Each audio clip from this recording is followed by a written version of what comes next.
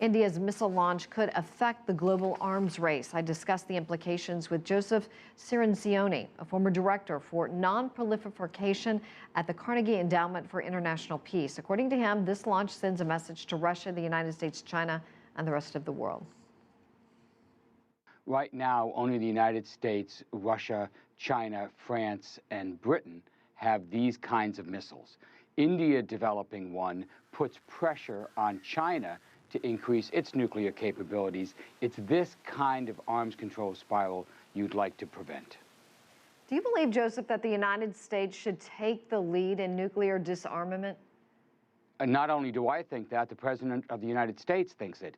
The first foreign policy speech he gave in his presidency was in Prague in 2009, and he pledged to have the United States lead the world in reducing and eventually eliminating nuclear weapons.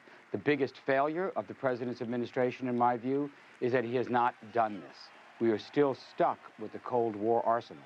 The United States has about 7,000 nuclear weapons. Russia has a similar stockpile. By comparison, China has about 200. Most of the other nations number their arsenals in that range, a couple of hundred weapons. The President has failed to make good on his pledge to reduce the nuclear dangers. He's got 2 more years. I personally am pushing the administration to make one last go at it. So as you know, Joseph, right now the United States overhauling its own nuclear program, which some estimate could cost $1 trillion over the next 30 years. What kind of message does this send? Why is he speaking out of both sides of his mouth?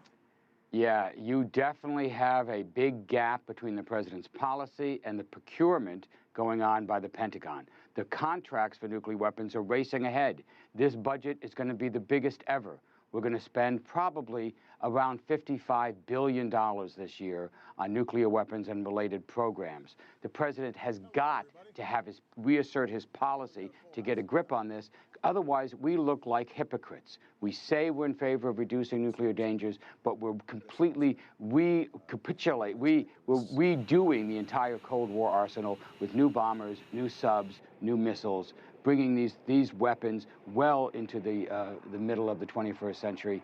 Joseph, what actually would be the catalyst to starting an international dialogue with real results in the fight against disarmament? In my view, the President of the United States could jumpstart these discussions by announcing that he is going to do what his Joint Chiefs of Staff say he can do, dramatically reduce the existing U.S. arsenal. The military says that we can reduce our arsenal by 1/3 and still conduct all military missions. The President has wanted to do this with Russia. Russia reduces and we reduce. But Putin's not going to do that anytime soon. The President should take the lead, independently reduce the arsenal, set a standard for the world.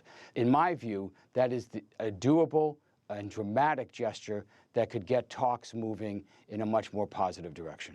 Joseph Cirincione, thank you so much for your time and insight joining us from Los Angeles.